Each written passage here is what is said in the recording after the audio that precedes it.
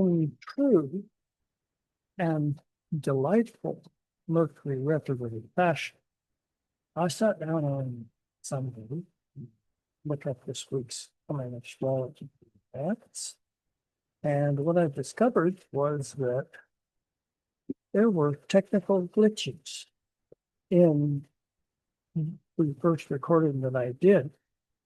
And so I made the determination, okay, that's not going to work. So I sat down, set up, and did it a second time.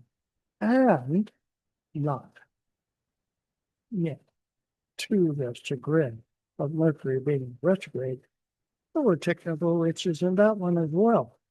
And I made the determination that perhaps this isn't the appropriate time, or maybe the subject matter of how I was presenting it was not what needed to take place for this particular.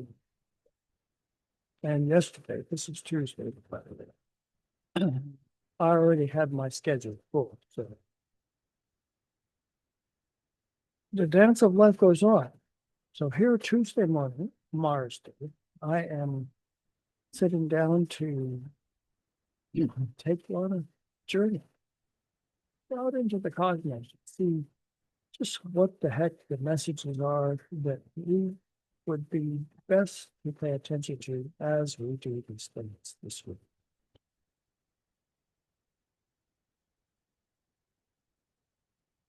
Chart.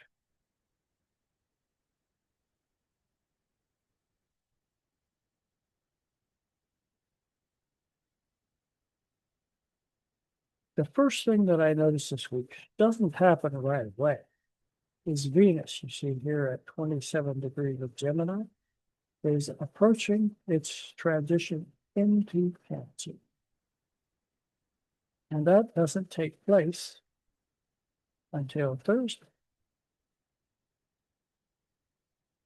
Well, actually, one step back.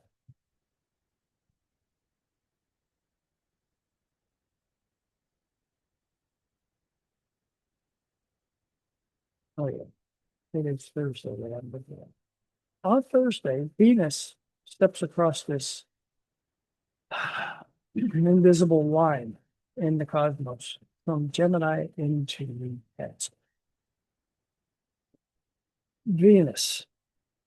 Venus has to do with what is the value that we place upon our connection to this physical nature planet that we live on, as well as the nature of how we interact with other people. This is essentially Venus. And Venus, which has been dancing for Gemini for the past little while, has really stimulated our curiosity to ask questions that we might not generally have been, what shall I say, comfortable. And I use that quite particularly because of the fact that Mercury has been going through retrograde for the past little while. And that has a tendency to stir the pot, so to speak, in ways that generally not everybody is inclined to feel comfortable. Anyway, this Venus going into Cancer brings about the value structure of what does it mean to be at home? Yeah, home, that zone of place where we find, comfort. Well, that isn't always the case when you bring up the term comfort to everybody. However, more often than not, the version of that home front that exists in any of us, is being invited by this Venusian energy to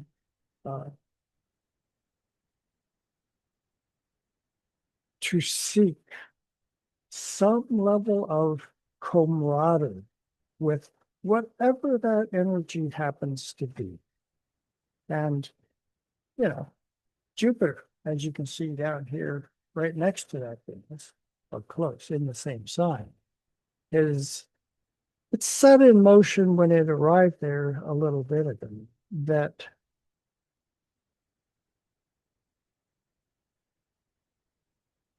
perhaps existing out of the box when it comes to home would give us a more spacious quality of what this home environment could be. Because Jupiter is always about what more can be added into any experience that is ongoing. Well, Venus and Jupiter, two of the benefic planets, in that sign of Cancer, say, if you're inclined to or not, this would be an appropriate time to make connection with those that are in your family lineage. And this doesn't just mean those that are alive now, but the ancestors. These are part of your lineage equation. And if you know how and have had the experience of reaching out to them, this is something that is more than appropriate in this current experience that we're going through. But, as well, we're right in the middle of this Mercury retrograde season. And, on this same day, Thursday, Jupiter Day, Neptune just shifted back from 2 degrees of Aries into 1 degree of Aries. So we have Saturn and Neptune both at the first, actually the 2nd degree of Aries. This is, that impulsive energy that wants to initiate. And so we have a Neptunian kind of thing that says, oh, I want to, expand the horizon of what is possible to dream into. And Saturn, at the same time, it's saying, wait a second there, high and mighty headed, unlimited quantity of reality, Neptune. But I, as Saturn, I have a different perspective.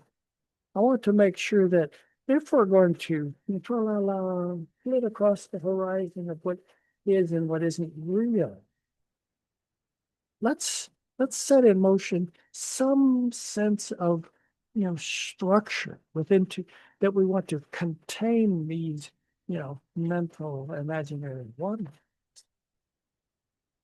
And they're both in retrograde. They're both going to go back into Pisces for a short season. But right now they're right there at that really early Aries, which is like the inspiring quality of, or is there? I don't really know, but like my energy wants to experience something new. Mercury retrograde.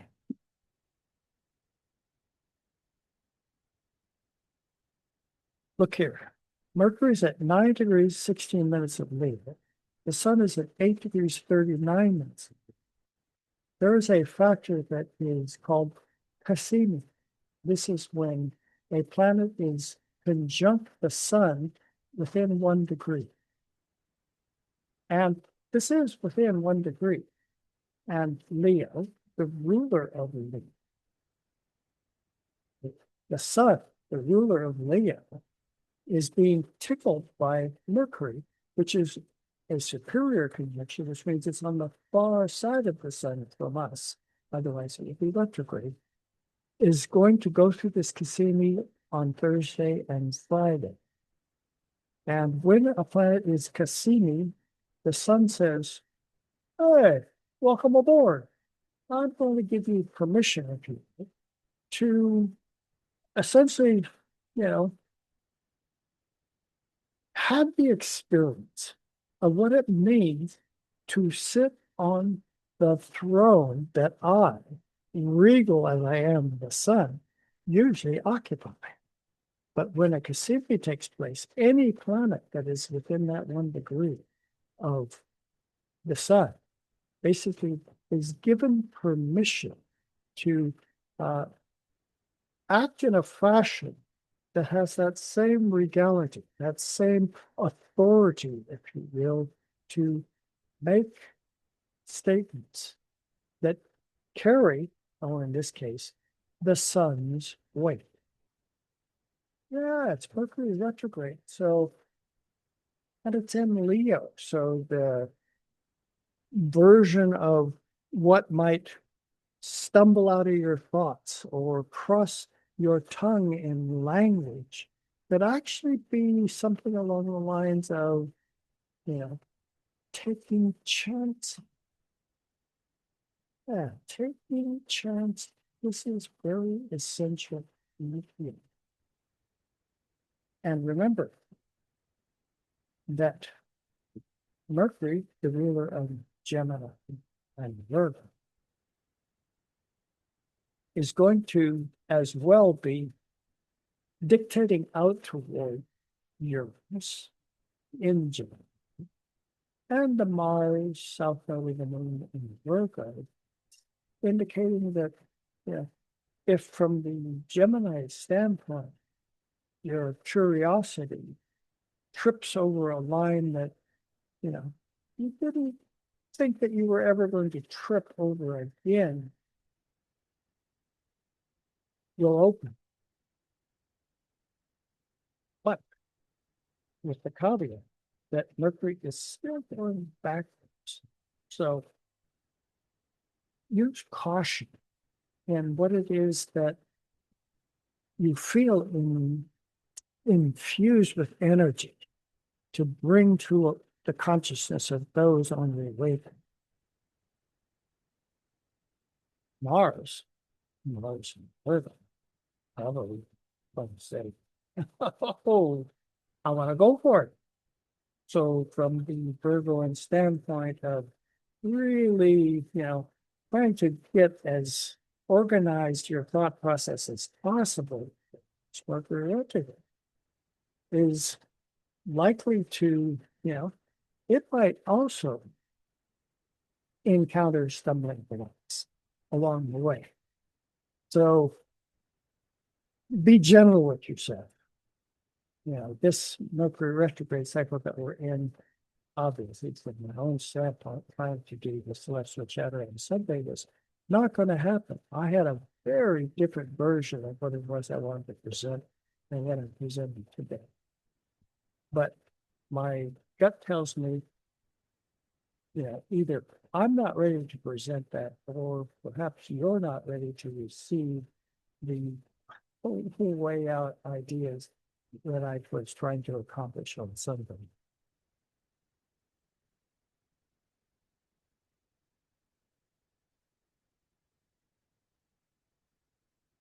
Let's see, we've covered all the things that I want to cover here for Thursday. August 1st, coming up. A whole new month. We're still in the Leo season. We're still in the Mercury retrograde season. But this is the first quarter moon, the waxing quarter moon. And the inclination for the type of energy that you started out with at the new moon at 2 degrees of Leo, with the sun conjunct the moon exactly opposite Pluto up there in Aquarius. That was what we initiated this particular lunar month with. A first quarter moon crisis in action is when you have to ask yourself, did I make an appropriate choice? And how many of the things that were on my plate that I initiated this particular lunar cycle with are going to be the appropriate things that I need to pay attention to? And the first quarter moon is kind of like a point where you have to say, okay, this is worth keeping and going forward, and this, it may be a little bit much of it, so I've got to let it go. And so it's a focusing in time period. And this is from Leo up there to Scorpio, which is where the moon is.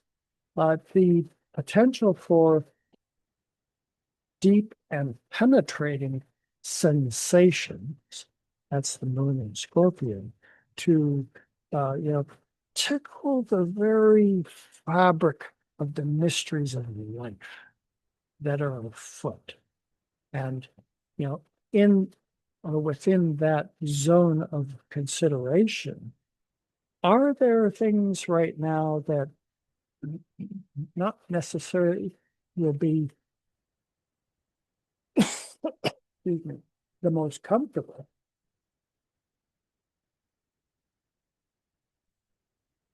but will open doors that you may or may not feel ready to engage with? Your choice. But that's this quarter moon that is happens on the 1st. On this very same day, Venus has moved into a square with two retrograde planets here on the 1st degree, actually 2nd degree of Aries. So you have to make the calling, Am I going to lean toward that potential Jupiterian side here, which is also the co-ruler of Pisces, which Neptune has an affinity for? But that's square to Saturn. There's caution might be a good energy to make sure that you're keeping in mind. But as I consider the possible ramifications of what it means to be at home, that Saturn in Aries is, I take this, I'm just going to put it out there. Some of us are going to actually feel the urge right now to alter the furniture within our house. Yeah, that's all one of the things that can happen to me. And with that Saturn Neptune in square to this Venus there in Cancer, you can almost kind of feel a push me, pull you kind of energy that is saying, I want to move in this direction. I want to move that sofa over there. I want to, if I could only move the window over to a different part of the house. That's a little exaggerated, maybe a little extreme for the rearrangement of your living room. But it's one of those thoughts that might come. So,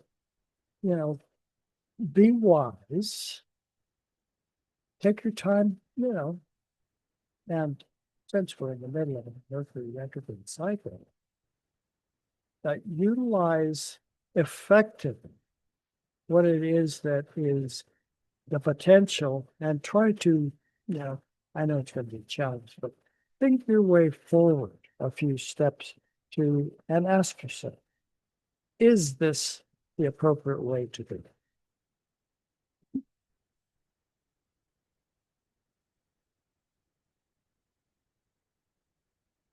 I'm just going to do this as a short snippet for this particular week, which is a lot shorter than the 40-minute ones that I'm doing right there on Sunday. But I feel comfortable in offering you these considerations as we move through this week. It's now as we get to the end of the week, Sunday, the moon, which let's go back to our chart. The moon, which in our current life cycle that we're experiencing, every time it gets into this Sagittarius to Aquarius zone, it goes out of balance. And every time it gets into the Gemini to Leo zone, it goes out of balance. So on Sunday, look there, we're in the Sagittarius thing, and we just opposed Uranus. We're and out of bounds lunar quality is, I feel the kind of energy that, wants me to take chances.